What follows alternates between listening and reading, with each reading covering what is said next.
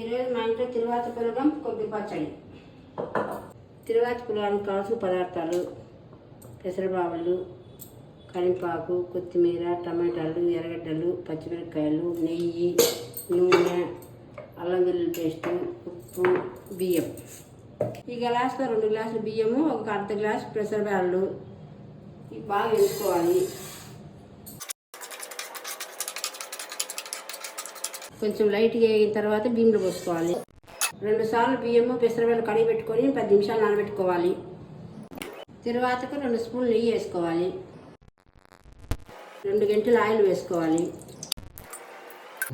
నెయ్యి ఆయిల్ కాగిన తర్వాత ఎర్రగడ్డ వేసుకోవాలి. పచ్చిమిరపకాయలు వేసుకోవాలి. బాగా ఎర్రగడ్డ పచ్చిమిరపకాయ వేయించుకోవాలి. ఎర్రగడ్డ ఎర్రగా వేగినాక అల్లం వెల్లుల్లి పేస్ట్ 1 స్పూన్ వేసుకోవాలి. టమోటా వేసుకోవాలి. టమోటా బాగా వేయించుకోవాలి.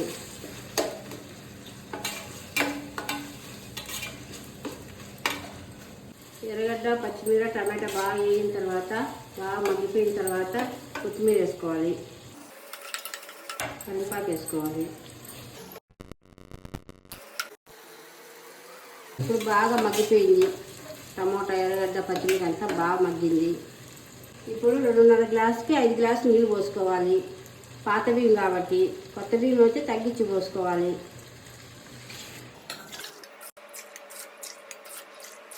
తగినంత ఉప్పు వేసుకోవాలి. ఎసురు కాగినంత వరకు మూత పెట్టుకోవాలి. ఇప్పుడు ఎసురు కాగింది. ఎసురులో బియ్యము పెసరబావులు నానబెట్టుకునేటివి వేసుకోవాలి.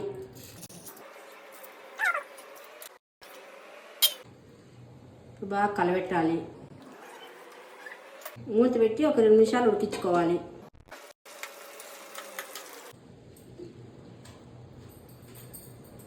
తిరువాత పులగం రెడీ.